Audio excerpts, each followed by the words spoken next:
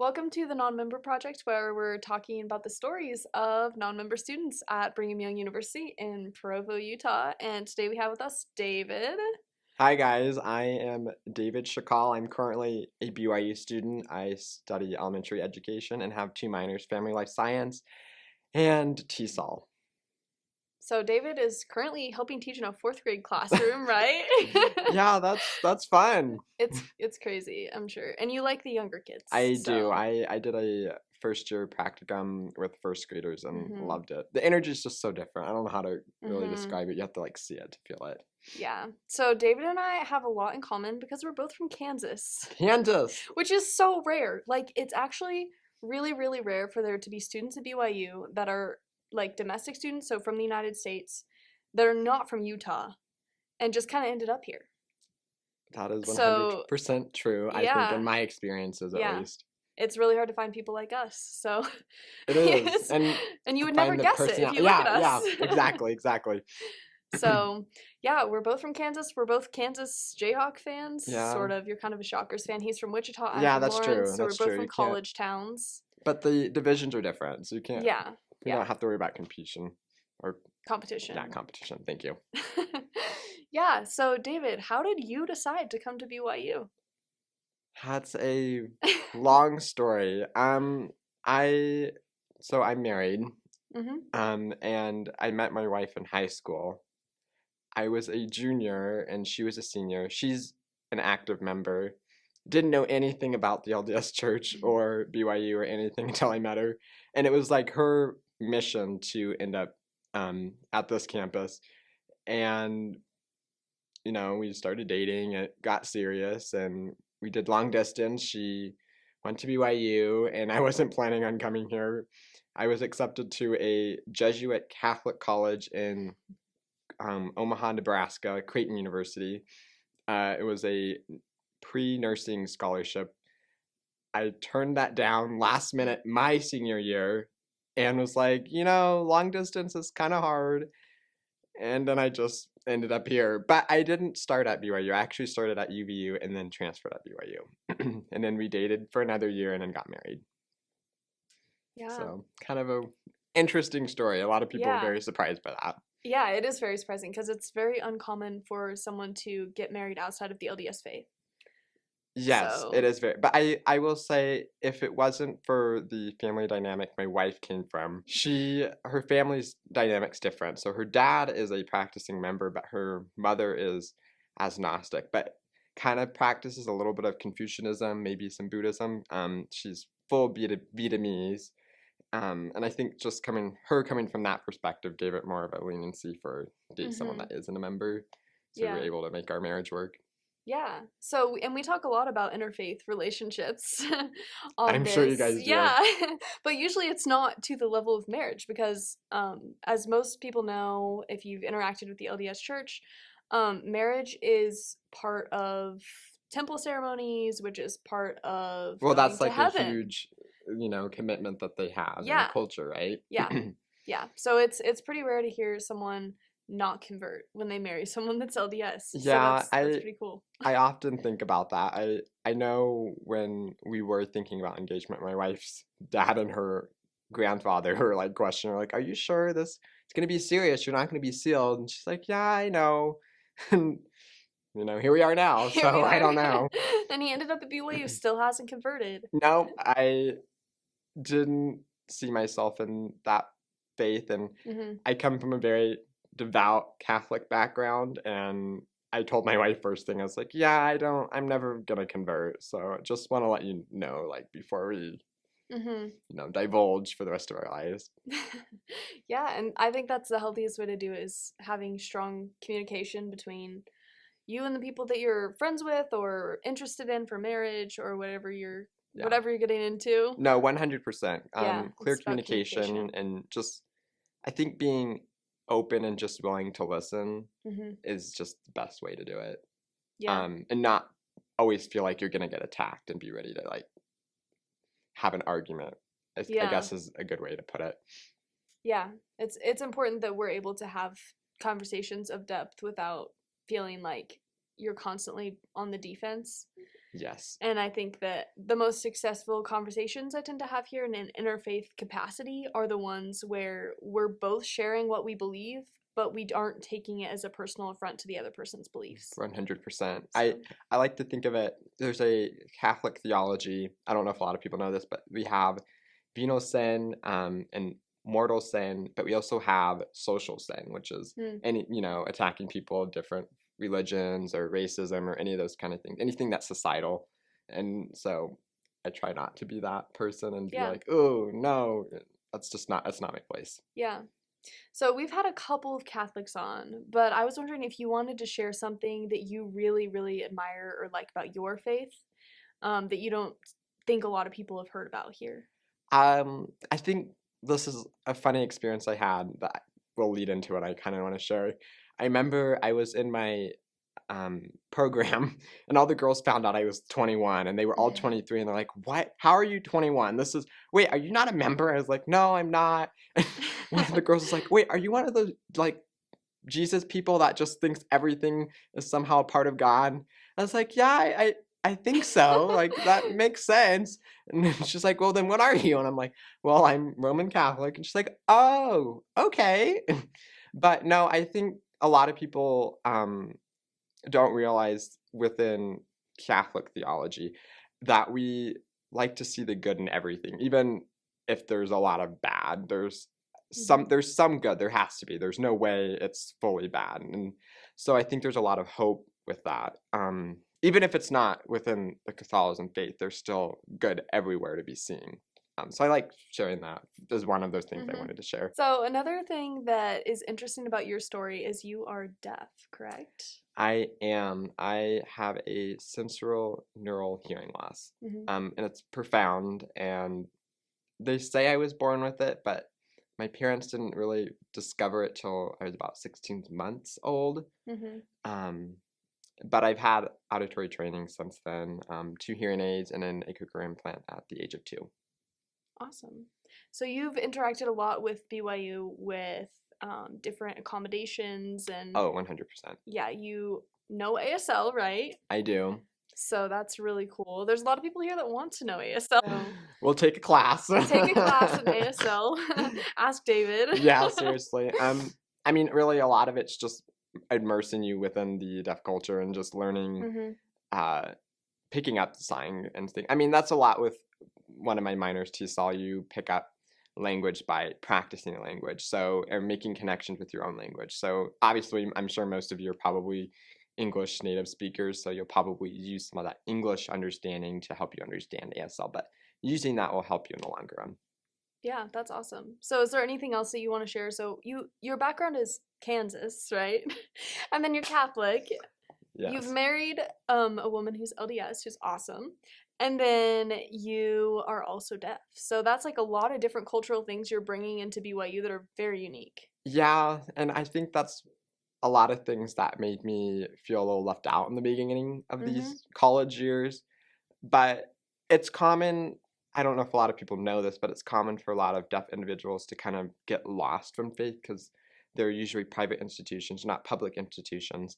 They're not getting supported by, state or government funding. So a lot of their funding just comes from what they have. And so a lot of churches can't afford interpreters, things like that. Yeah. So a lot of deaf people just don't go. Yeah. But I think there's loopholes. You just gotta find them. And luckily, since coming here, I've been able to find that.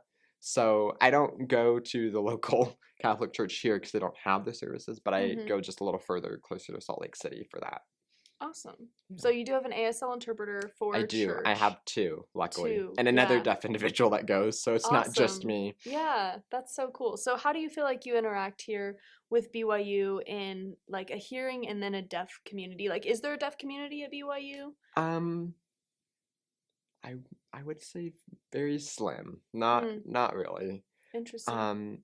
A lot of the deaf community tends to typically go to UVU. Okay. Just because they have a deaf studies program, they're well known for it.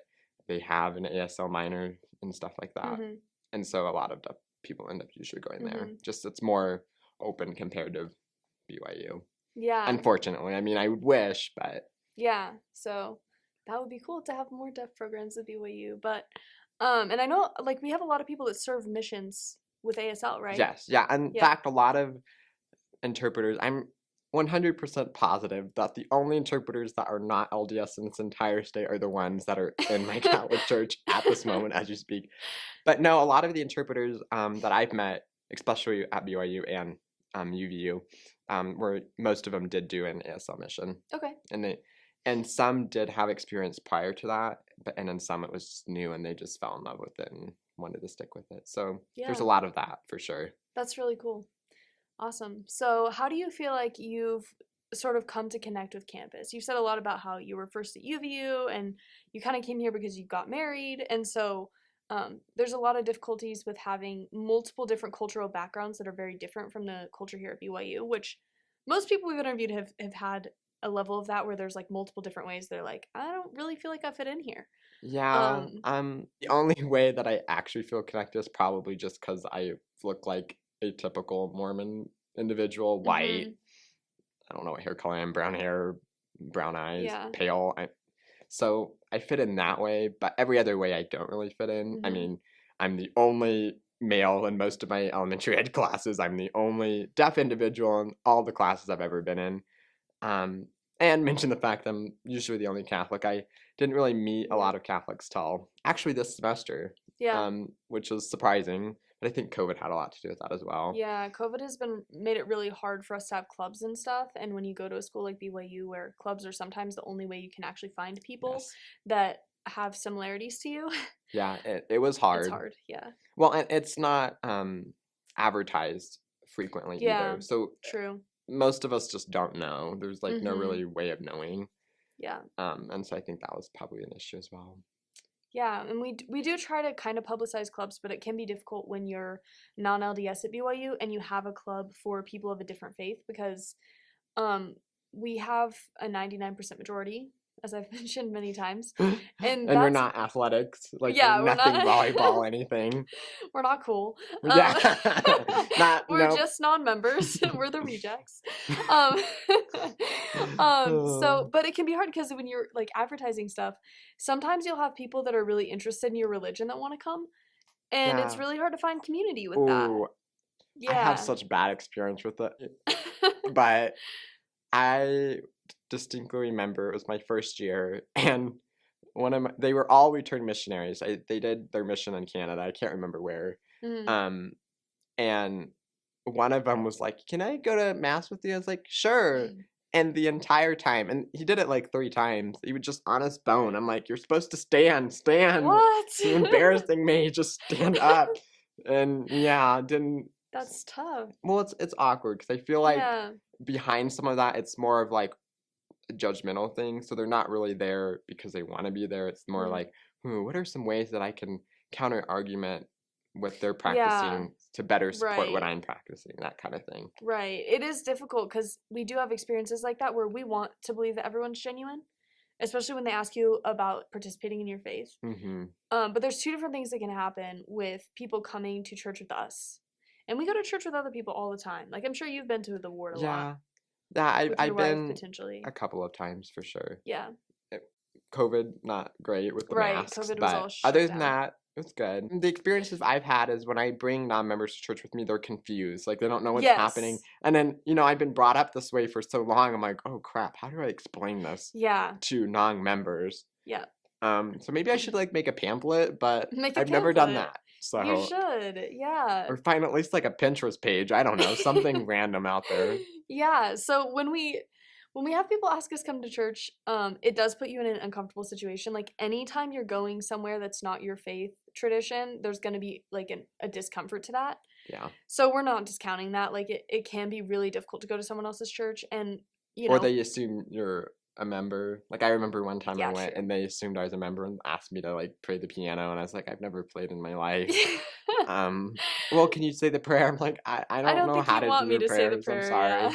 Yeah. Yeah, I get up there, I'm like, dear God, and they're like, I'm sorry. I'm sorry, what?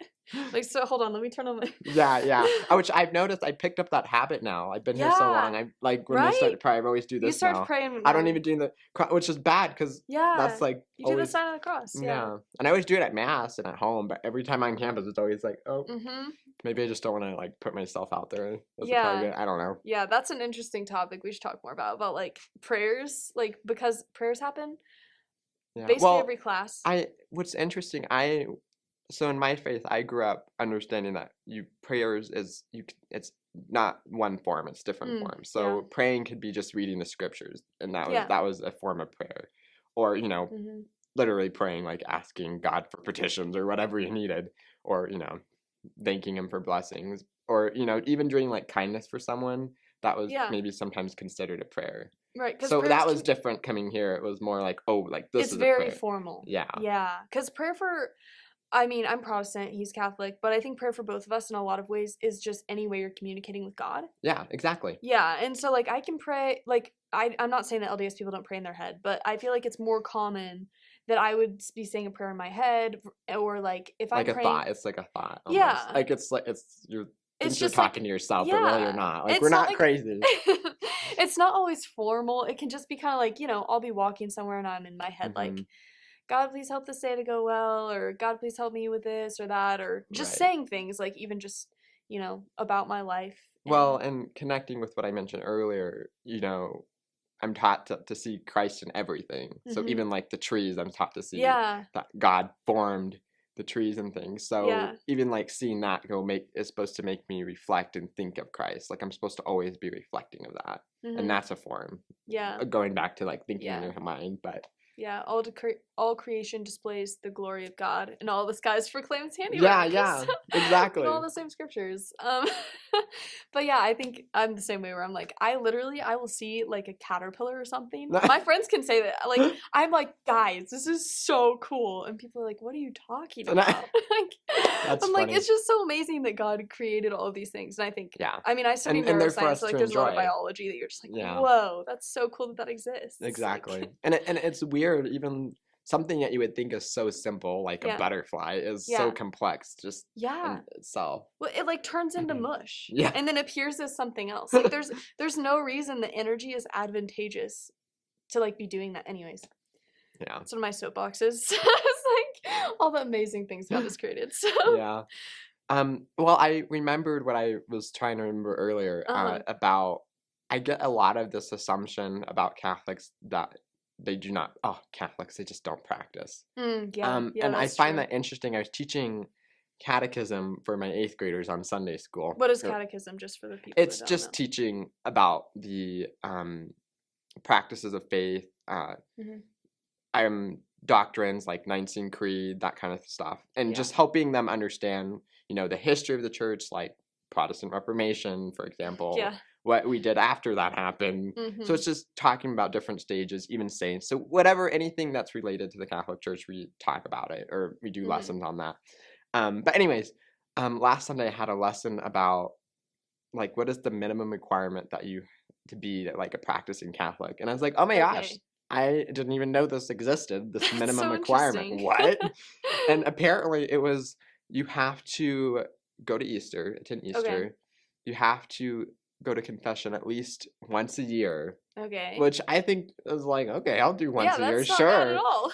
I mean, that I still have a hard time with confession, but I mean, maybe that's just a human nature thing. Can you thing. explain confession for people that don't know? Yeah, so confession, it really can be for any type of sin.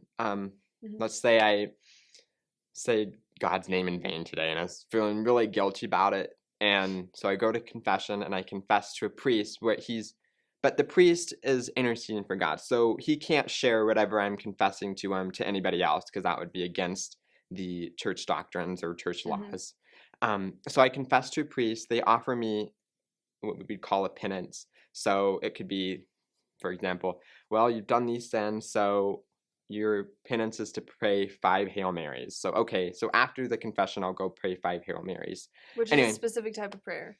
Yes, which is a Yeah. specific type of Sorry, we're prayer. using a lot of Catholic terms in this one. Yeah, sorry, Mostly, sorry. But yeah. No, it's great to have it explained though, because I think, like, especially here, we use so much religious language that people just expect you to know. Oh, yeah, like, Yeah. there's a lot of Mormon culture language. Yeah. Mm-hmm. I'm sorry, LDS culture language that's used here that a lot of Yeah. people seem like sacrament, for example, Mhm. means a totally different thing for Yeah, me. it does. Yeah, we Yeah. have like Protestants and Catholics have a lot of similar words to LDS Mm-hmm. that mean totally different things. 100%. So like when people first get here, they're super confused, and you catch on pretty fast. But like Yeah, you do. for a second, you're Especially like, if you're hold taking all on. the religion courses. Yeah, and you are right because you're an undergraduate student. Yeah. Yeah. Yeah. So yeah. I've completed most of them. Luckily, I was a transfer, so I didn't have to complete more than like the Okay. requirements for Yeah. students that just start at BYU and stayed their entire college Mhm. career. So there's a story. I was my first semester at BYU, and I took a Book of Mormon class. I did too my first semester. Did you Oh, take I the didn't even do LDS the one or the non-LDS one?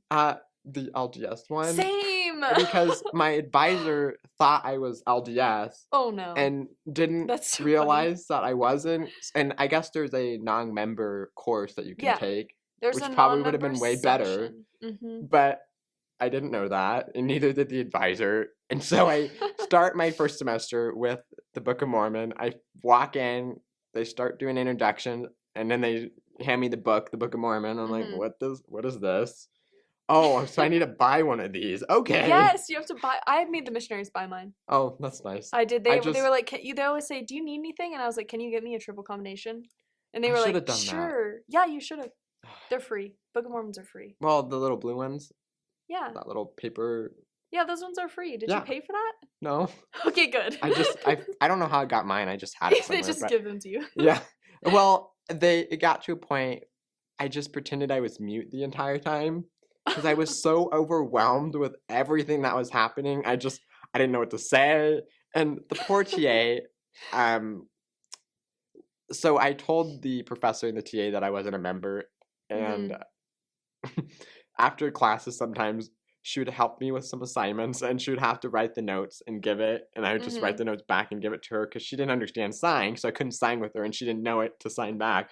So we were just passing notes, and I never once spoke in that class. And I swear I should have, like, the last day been like, I can talk, and made them all think it was a miracle or something. And I didn't do that.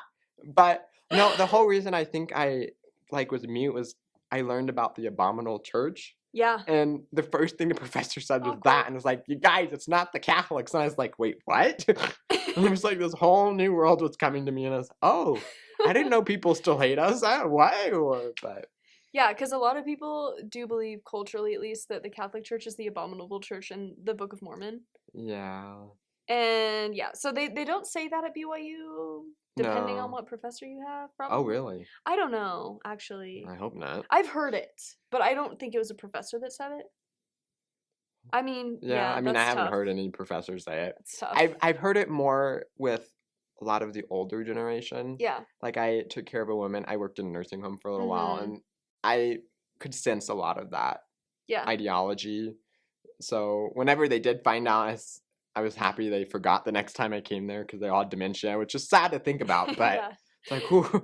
Yeah, dodged one there. Yeah, seriously. Right. Yeah, it could be super tough. I've definitely had a difficult time in the overall community sometimes with Oh, yeah. like most of the time I think BYU students and professors are pretty accepting and like Well, pretty and a lot of excited them that are you're from here. like bigger cities and other Yeah, areas, so they've been like got their exposed. PhD somewhere else or whatever. Yeah. I feel like it's the ones that have been grown up in Utah for so long that haven't seen or really took the initiative to understand other things outside of Utah. You know what I mean? Yeah, and we're not even saying Utah people aren't bad people. That's not what we're saying. That's not what I'm saying. No, we like Utah people, but when you grow up in like the same thing your whole life, and this is true of people of all different religions, but if you grow up in a really big majority, then sometimes it can feel really threatening or scary to have people come in that are from a different religion. Yeah, 100%. Especially because most of the time we know a lot about the LDS Church. And a lot of people, surprisingly, I didn't know crap when I came here. Yeah, we've learned so much.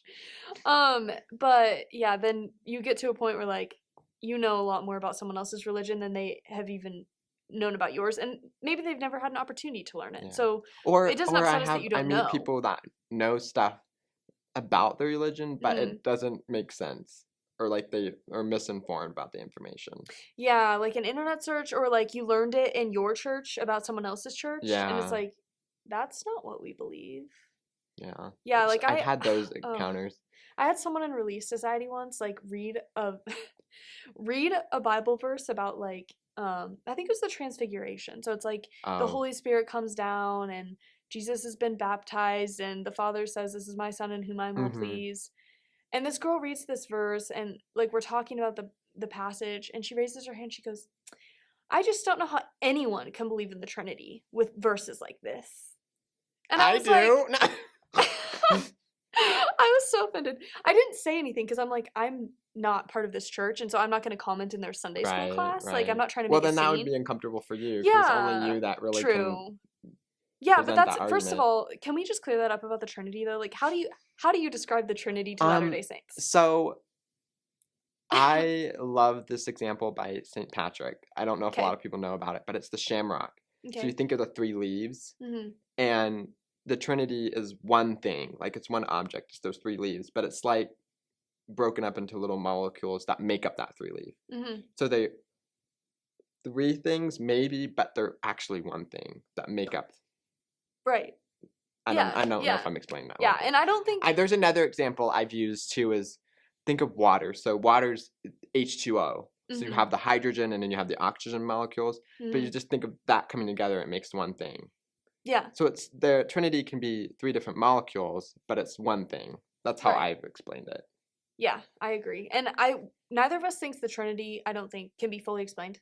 Yeah. Like Well, God it's is in more than we we can just call it the understand. mystery. It's the mystery Yeah. of the church, the Yeah. mystery of Jesus. So Yeah, one of the mysteries. yeah, So we do not think that the Holy Spirit, Heavenly Father, and Jesus Christ are the exact same person.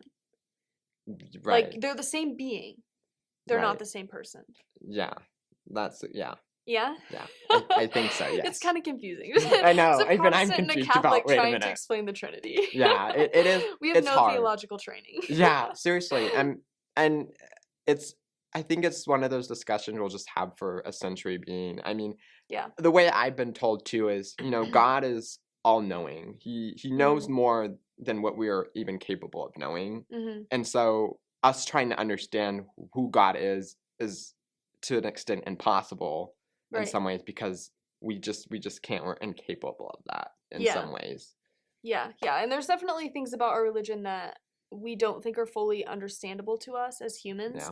But I also think when I look at the Bible, like I believe the Bible is something that is consistent. And so when Yeah. it says that there's one God and then it says that Jesus is God, Heavenly Father is God, Right. and the Holy Spirit is We God, take that as the that's what we believe. So, yeah, it's difficult to explain, but I think if you have friends that believe in the Trinity as an LDS person, you should have a discussion with them about it Yeah. because it's Seriously. really interesting. And even if they don't know the answers, it'll like hopefully compel them to kind of look into what their own beliefs and Right. think about what they think. And there are individuals out there that they've spend their years and dedication on just that topic. I mean, there's Yeah, priests that are theologians and they yeah. spent their entire lives on There's this. like 1,000-page books on the Yeah, Trinity. yeah. So like you'll find information if you really look out Yeah, there. yeah. But as in Catholic, we choose to believe it every day. When we say the Our Mhm. Father in Mass, that's like accepting the fact that we say it. Okay, David, what is some advice that you have for LDS students at BYU interacting with non-LDS students? Well, one good advice that comes to mind right now is I think just when you do ask maybe questions about a different faith that's not of your own, maybe don't start thinking about all the reasons why you don't believe it and then start pulling up a list of why you don't believe it and showing people. I've had those experiences. Another one is just breathe. It's if you asking me, it's not like I'm not willing to pick an argument with you. If you ask me, I'm just going to share. I'm not going to convince you otherwise that, oh, you should convert to this. That's not why. It's really just, if you want to know, you want to know. It's fine. Mm-hmm. I think that's it as far as advice or, maybe culturally be a little more accepting would be nice. Yeah. I feel like there's a lot of backlash just being a non-member, like, oh, Mm-hmm. you do this or oh, you do that. So yeah. Yeah, it's crazy assumptions about us that get Yeah. made from like Oh, literally you know no what? information. As a Catholic, I've had awkward conversations where they're like, "Oh, the Catholics are just a lot of them just don't practice." I'm like, "Well, what do you know about practicing Catholics? Like, what is this assumption in the air that people assume what we do with practice?"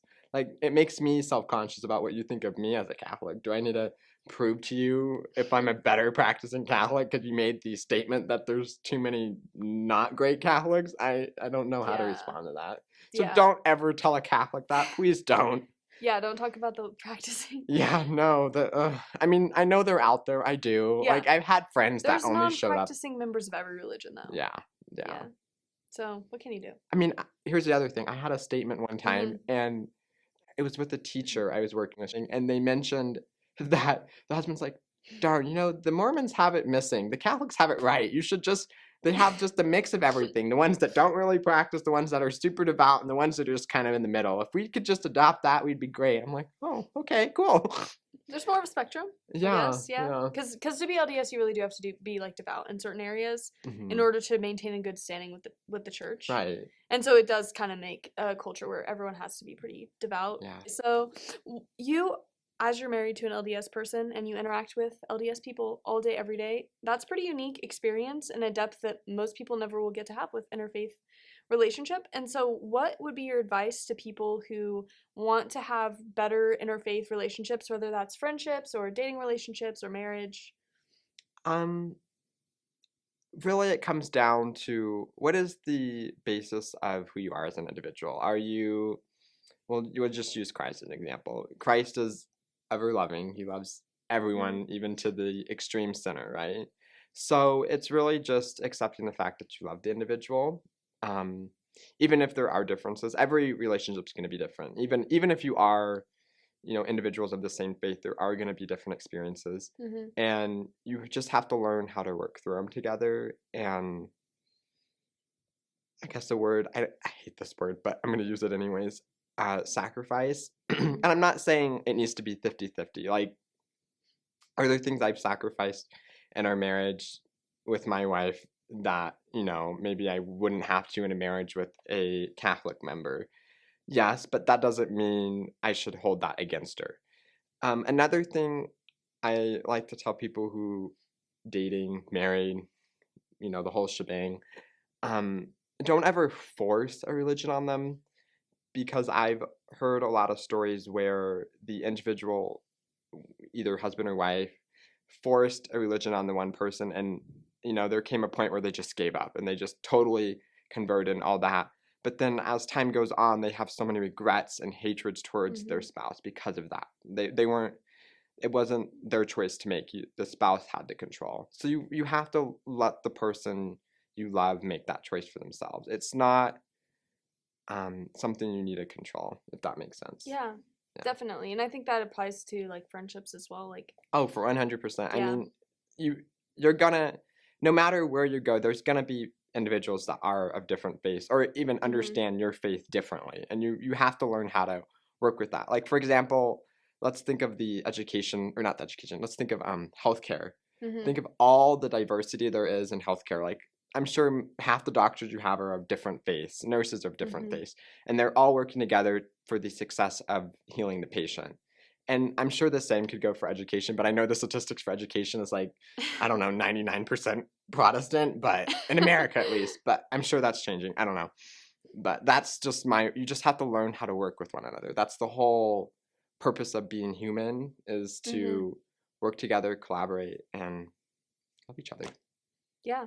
And you can have different reasons for why you love someone. Like, Yeah. Well, there and might be different rationales. I don't think but you're not gonna love everyone the same way you know. But in my faith, it's the person you need to love the most is Christ.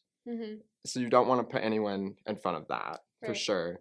But you can love others and share that joy that you've been granted with the people around you. Yeah, I completely agree. Do you have any final experiences you want to share about your time at BYU that people might think are funny or? Sorry to my LDS roommates that I had my first year of college. They had the family proclamation, which is, I'm sure most of you know, is an LDS document Mhm. posted in the shower. And I mean the like tile shower head shower. Like so that was interesting. I also had one more experience. I got home from mass on Sunday and I walked in and first thing that all three of them huddled against me and like, are you drinking coffee? And it's like, no, why? And they're like, because it smells like coffee in this apartment. I'm like, did you make coffee? And I'm like, well, first of all, we don't have a coffee machine, so I'm not sure how that's possible. And then one of the guys was like, well, it smells like my non-member grandmother's house. And I was like, oh, cool. Yeah, no, About to I don't know report what you the to the smell honor is. code Sorry. office for drinking non-existent coffee. Yeah, well, now they have that like coffee that's not coffee but tastes like Yes, coffee. that's a thing. That's so Mhm. weird to me. Yeah, we have coffee alternatives that are not coffee because people want to drink coffee without drinking coffee. I don't get it, but that's okay. Not following the rules, but following the rules.